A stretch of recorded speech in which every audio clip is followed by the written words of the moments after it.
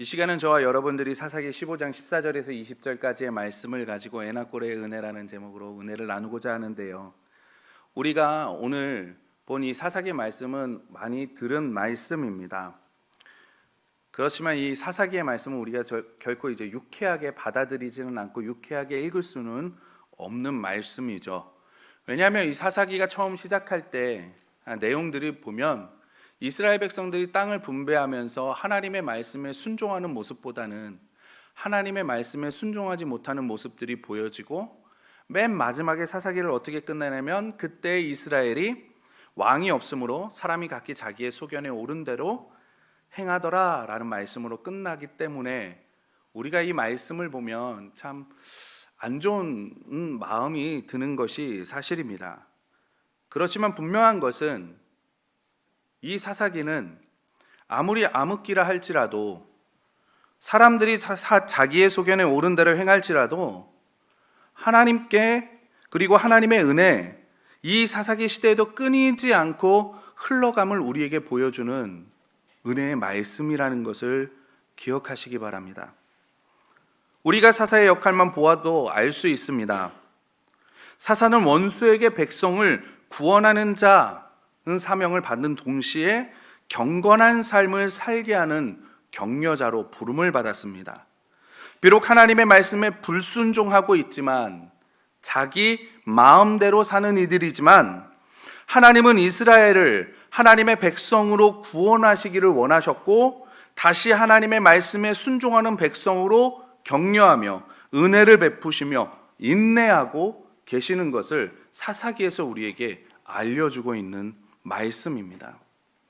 그래서 저는 이 어두운 세상을 살아가는 여러분에게도 이 하나님의 은혜가 끊임없이 지금도 흘러넘침을 믿으시며 나아가기를 소원합니다.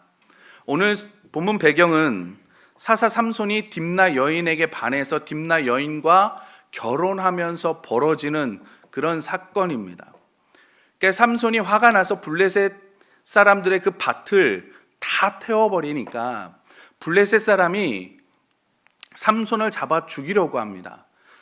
이에 삼손은 도망가 버리고, 삼손을 붙잡을 수 없는 블레셋 사람들이 유다 사람들을 종용합니다. 협박을 하죠. 그러니까 유다 사람들이 어떻게 못하니까 장로들이 삼손을 찾아가서 스스로 삼손을 결박을 합니다.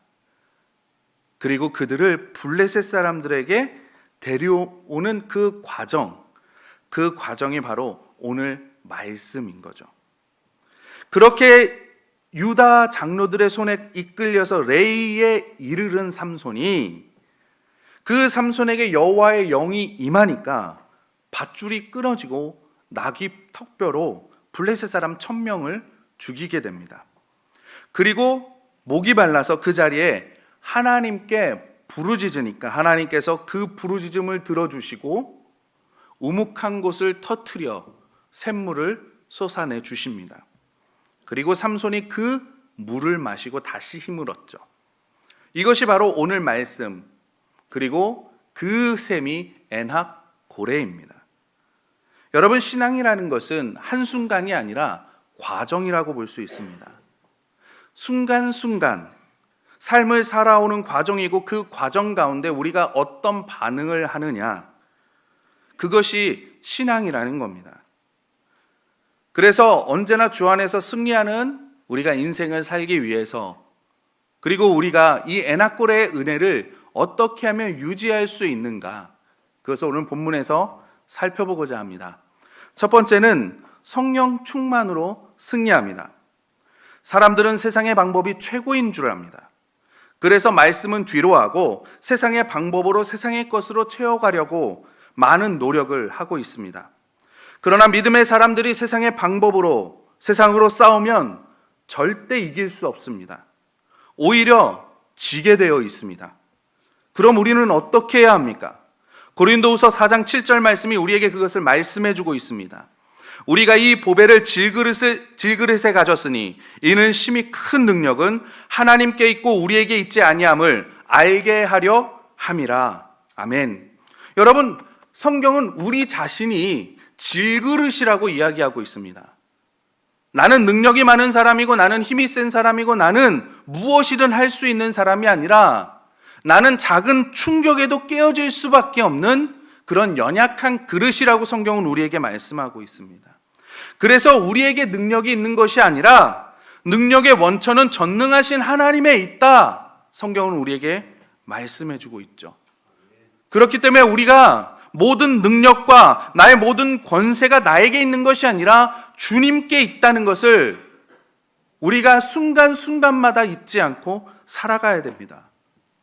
오늘 14절 말씀을 보아도 그렇습니다. 삼손이 레이의 이름에 블레셋 사람들이 그에게 마주 나가며 소리 지를 때 드디어 그 찾던 삼손을 찾았습니다. 잡아 죽이려는 그 삼손, 숨어있던 삼손을 드디어 발견하고 블레셋 사람들이 삼손을 잡아 죽이려고 달려가는 그 가운데 여호와의 영이 삼손에게 갑자기 임하심에 그의 팔 위에 밧줄이 불탄 삼과 같이 그의 결박되었던 손에서 떨어졌다라고 성경은 말씀합니다. 하나님의 영이, 성령의 권능이 임하니까 묶였던 줄이 불탄 삼같이 끊어져 버리고 특별한 어떤 능력이 아니라 나귀턱뼈를 가지고 1,000명을 죽이는 승리를 경험하게 됩니다. 우리가 성령 충만을 받아야 하는 이유, 성도의 영적 능력과 깊은 관련이 있기 때문입니다. 분명히 예수님을 믿어서 생명은 있는데 능력이 없는 성도가 있습니다. 생명을 가졌다는 성도가 살아가는 모습 속에서 아무런 능력을 나타내지 못한다면 여러분, 그것이 예수 그리스도께서 원하시는 삶은 결코 아닐 것입니다. 하나님께서 우리에게 생명과 함께 능력도 주시겠다고 말씀하셨습니다. 성령이 임하면 권능도 받고 예수 그리스도의 증인도 되고 주님이 하시는 일보다 더 큰 일도 할 수 있다고 예수님께서 말씀하셨습니다. 그래서 예수님을 구주로 믿는 모든 성도라면, 정말 승리하는 삶을 살기를 원한다면 성령으로 충만해야 하는 것입니다. 요셉을 한번 생각해 보시기 바랍니다. 요셉이 애국 총리까지 된 사람이지만 요셉은 특별한 사람이 아닙니다. 저와 여러분과 똑같은 평범한 사람입니다. 창세기 39장을 보면 보디발이 요셉을 통해서 무엇을 보냐면 여호와께서 요셉과 함께 하심을 보았더라라고 성경은 증거합니다. 보디발이 여호와 하나님을 보았다고 하는데 어떻게 여호와를 보았겠습니까? 요셉을 통해서 보았다는 겁니다.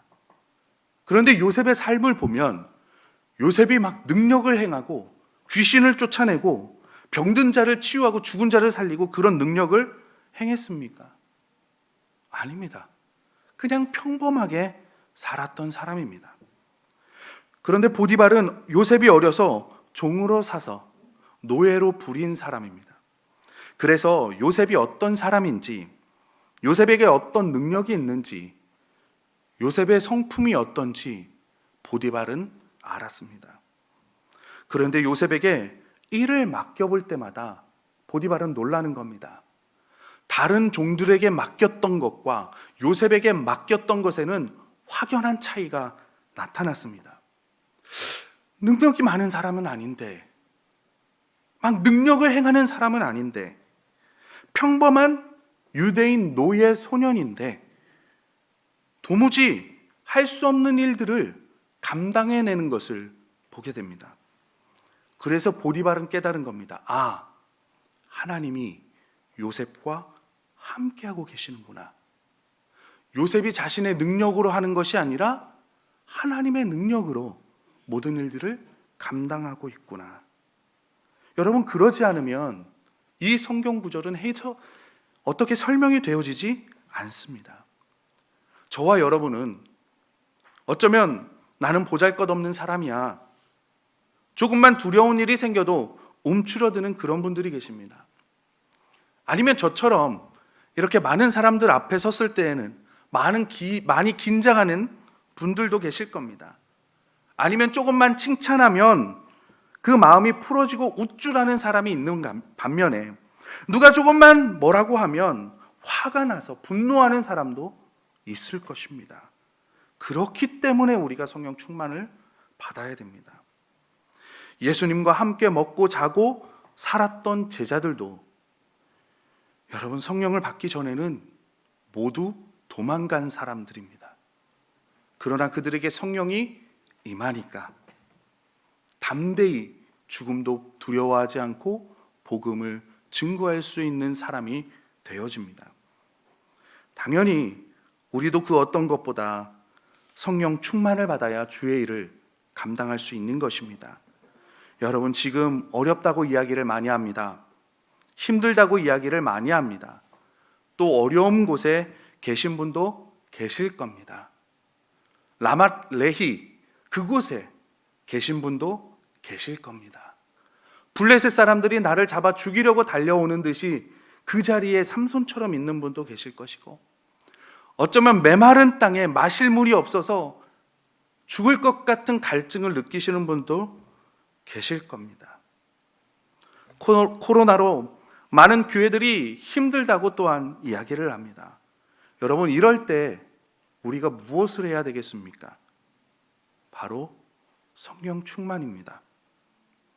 웨슬리 한 명, 그 한 사람이 성령 충만하여졌을 때 타락해 가고 있던, 괴로움에 부르짖던 그 영국 사회를 변화시켰던 것처럼 작은 어린아이 같은 나 한 사람이 성령 충만하면 가정이 변하고 교회가 변할 줄 믿습니다.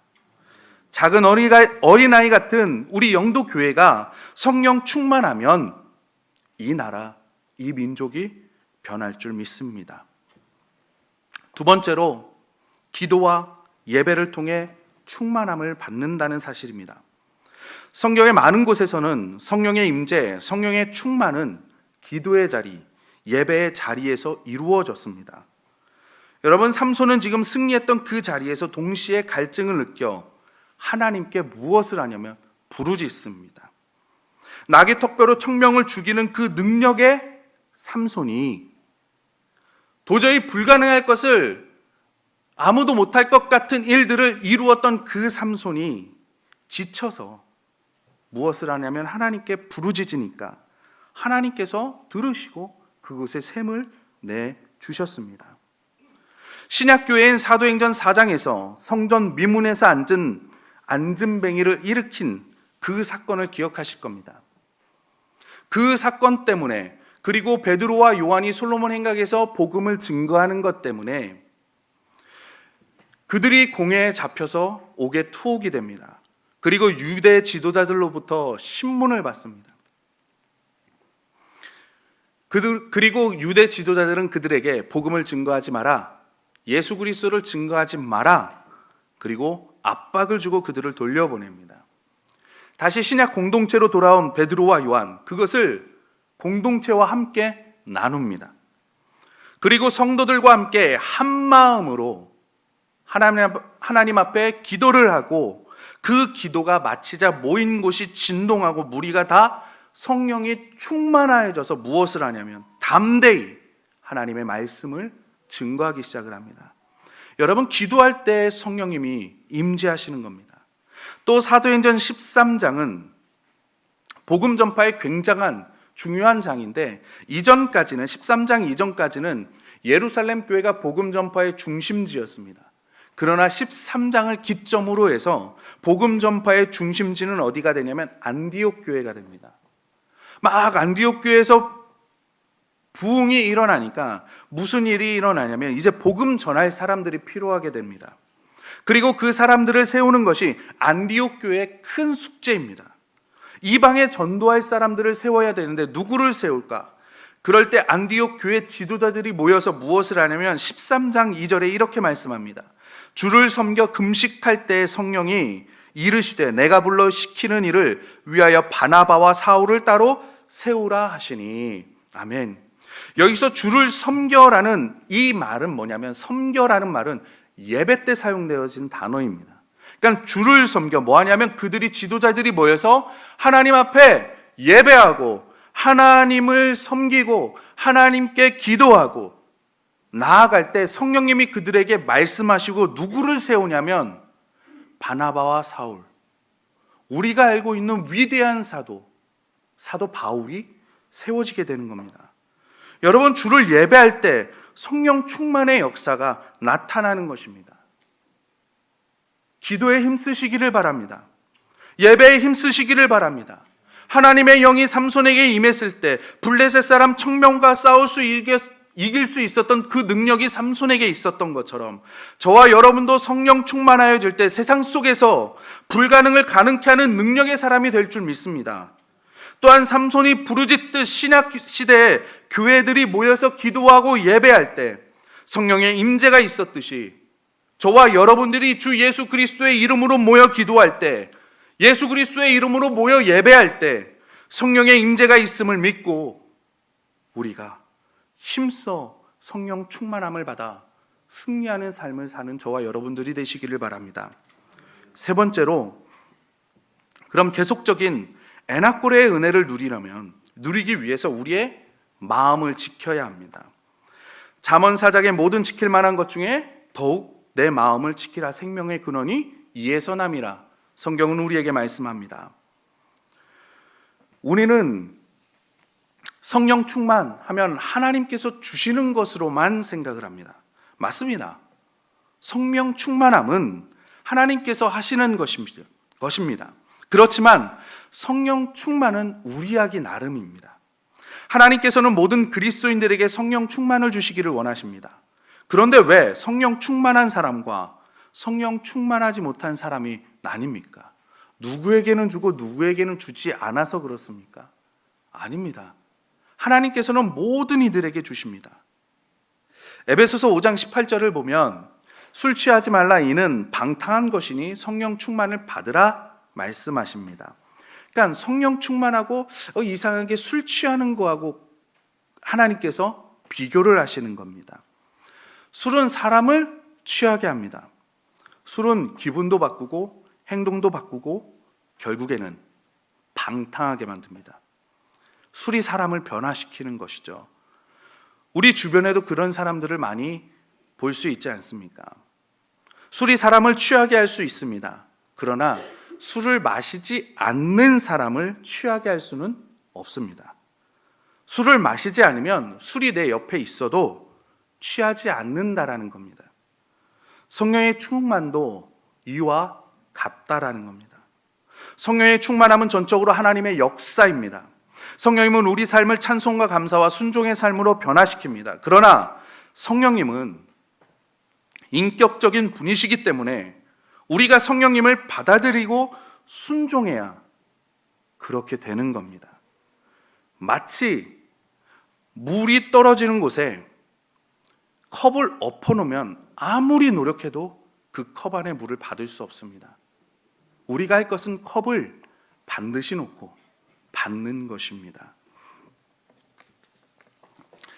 그래서 우리가 이 성령 충만 이야기하면 참 감사한 것은 뭐냐면 우리가 어떻게 막 하는 것이 아니라 성령 하나님은 이미 우리 안에 역사하셔서, 성경 말씀의 고린도전서, 로마서를 살펴보면 주 예수 그리스도를 나의 주로 고백하는 이에게 성령님이 계시다 말씀해 주시고, 하나님을 아바 아버지라 부르는 이들에게 성령님이 너희 안에 계시다 말씀하시고, 이미 성령 하나님은 우리와 함께 하시기 때문에 우리의 마음과 삶을 성령님께서 온전히 이끌어 가시도록 삶의 주권을 내어드리는 것이 성령 충만의 본질이라는 겁니다. 여러분, 왜 삼손, 그 에나꼬레의 은혜를, 그 성령의 임재를 크게 받았으면서, 누렸으면서 계속해서 이어가지 못했습니까? 오늘 본문 이후에 16장을 보면 우리가 그것을 알 수 있습니다. 16장은 우리가 잘 알고 있는 드릴라 사건입니다. 드릴라 사건인데, 사단은 지금 우리가 가장 원하는 것이 무엇인지를 알고 있습니다. 드릴라가 항상 삼손에게 이야기하는 것이 있습니다.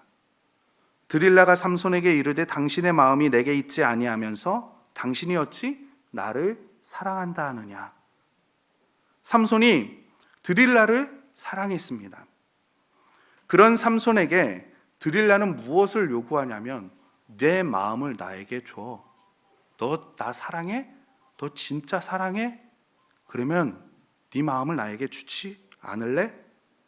라고 요구하고 있습니다. 그런데 이 요구는 드릴라만 요구하는 것이 아닙니다. 하나님 또한 우리에게 말씀하고 계십니다. 마가복음에 내 마음을 다하고 목숨을 다하고 뜻을 다하고 힘을 다하여 주 너의 하나님을 사랑하라. 하나님은 지금 이 시간에도 우리에게 말씀하고 계십니다. 내 마음을 나에게 주지 않겠니? 여기저기 마음을 두는 것이 아니라 오직 나에게 너의 마음을 달라는 것입니다. 주님이 지금 우리에게 요구하는 것의 중심은 마음을 다하고 뜻을 다하고 성품을 다하고 힘을 다하고 내 마음을 하나님께 내어 드리는 것입니다. 솔로몬이 1000번째 제사를 드릴 때 그는 하나님 앞에 고백합니다. 나는 작은 자입니다. 나는 하나님이 주신 이 자리를 감당할 수 없고 나는 하나님의 백성을 다스릴 능력도 없고 아무것도 없는 작은 자입니다. 나에게 지혜를 주십시오. 그럴 때 하나님이 그에게 성령의 지혜를 주셨습니다. 그러나 그가 많은 후궁들을 드리면서 무엇을 뺏기냐면 하나님을 향한 마음을 뺏기기 시작을 합니다. 우리가 눈에 보이지 않아서 그렇지 지금 우리의 마음을 빼앗기 위한 영적 전쟁이 벌어지고 있습니다. 하나님은 우리에게 마음을 달라고 말씀하십니다. 그리고 세상 또한 드릴라처럼 우리에게 마음을 달라고 요구하고 있습니다. 지금 세상과 영적 세계는 우리의 마음을 얻기 위해서 엄청난 전쟁을 벌이고 있습니다. 그런데 지금 우리는 여기에 관심을 가지고 있습니까? 생명의 근원이 여기에서 나오는데 우리의 살고 죽는 문제가 여기에서 달려 있는데 지금 우리의 모습을 한번 돌아보시기 바랍니다. 하나님 앞에 있는 내 마음이 지금 어디에 있는지. 요셉은 하나님을 보여주는 방법이 뭐냐면 그 마음을 하나님 앞에 지속적으로 드리는 겁니다. 다윗은 실수도 많이 하고 넘어지기도 많이 했던 사람입니다. 그러나 그가 죽기까지 했던 일은 뭐냐면 그 마음을 하나님께 계속 드렸던 일입니다. 삼손이 에나골의 은혜를 받았지만 왜 16장에서 바로 드릴라에게 마음을 빼앗겼습니까? 삼손은 하나님께 목마름을 해결해 달라고 부르짖었지만 그는 하나님께 마음을 드린 적이 없었습니다. 목마름을 해결해 주시는 하나님의 그 능력만이 필요했습니다. 블레셋을 죽이는 능력만이 그에게는 필요했습니다. 복수할 수 있는 힘만 필요했지 마음을 하나님께 드리지는 않았습니다. 하나님께 마음을 드리시기를 바랍니다. 삼손처럼 딥나 여인에게 드릴라에게 마음을 뺏기지 마시기 바랍니다.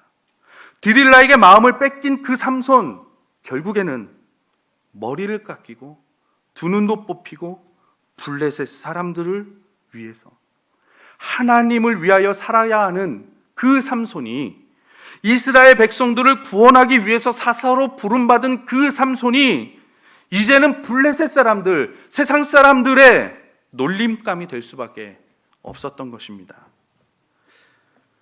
말씀을 맺겠습니다. 지금 우리에게 필요한 것은 그 어떤 것이 아니라 성령 충만입니다. 우리 영도교회 모든 교우들, 우리 형제자매들, 저와 여러분들이 성령 충만하기를 기도하시기를 바랍니다. 성령 충만이 우리 믿는 그리스도인들이 세상에서 승리할 수 있는 원동력입니다. 그리고 이 성령 충만은 지금 이 시간 이 예배 자리에서 기도의 자리에서 충만하게 부어짐을 믿으시기 바랍니다. 사모하는 마음으로 컵을 엎어놓지 마시고 다윗의 고백처럼 내가 나의 잔을 하나님 앞에 높이 듭니다 라고 고백하는 다윗처럼 우리의 마음의 잔을 하나님 앞에 높이 드시고 바로 드셔서 부어지는 지금 이 시간 부어지고 있는 성령의 충만을 받으시고 세상에서 승리하는 저와 여러분들이 되시기를 주님의 이름으로 소원합니다.